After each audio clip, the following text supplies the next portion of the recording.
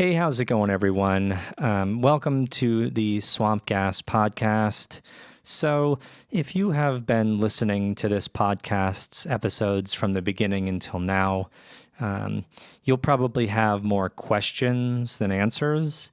I believe that it's important to discuss the events in chronological order to better understand how everything transpired and my own personal emotions and how I have learned information that we'll discuss in the future.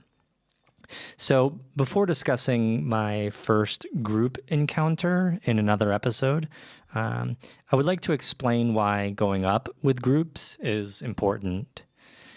Okay, so suppose you have or have had any of these experiences. In that case, you'll realize that the people they take up come from various backgrounds and skew more towards inquisitive, skeptical thinkers than conspiracy theorists or non-believers.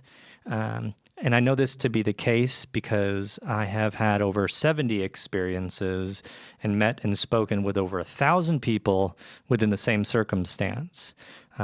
We constantly hear horror stories from members who have tried to openly discuss this topic to friends or family and coworkers, only to be considered as crazy or on some sort of drug. I guess, and for the record, I probably should say, I imagine in a lot of those cases, that's probably true.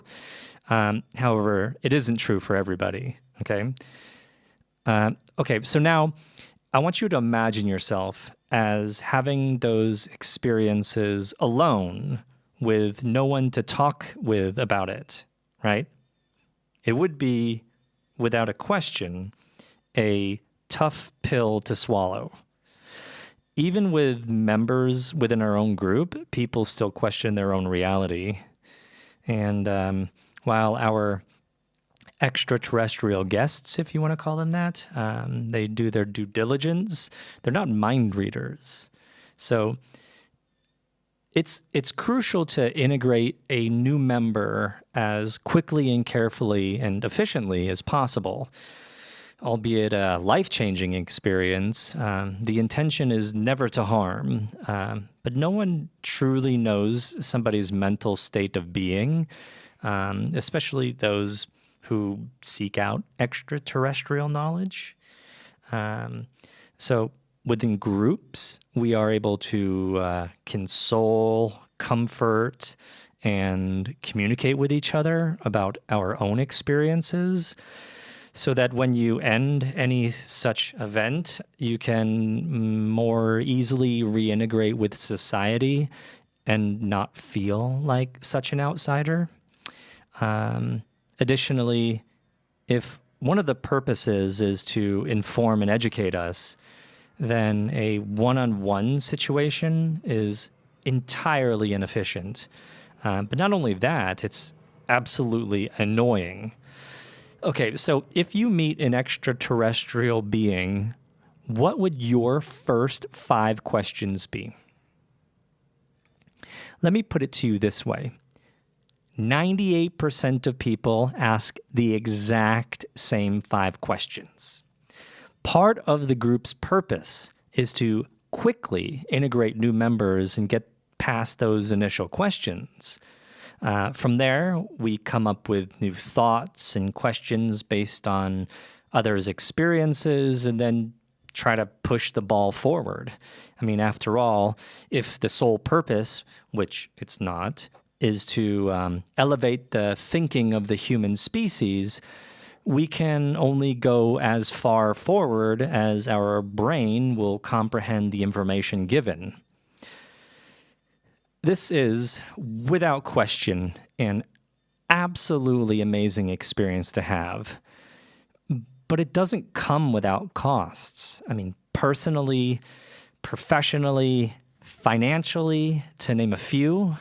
As I mentioned in the past, you're not prevented from discussing your experiences. In fact, you're encouraged to do so.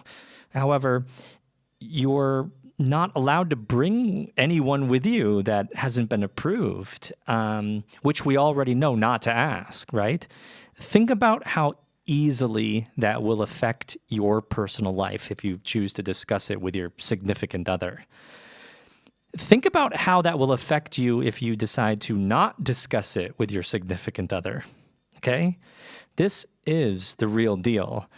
This is why it's such an issue to talk about. And this is the reason why most of us choose to not discuss it. They're very selective for a reason, which is why we grow up in groups.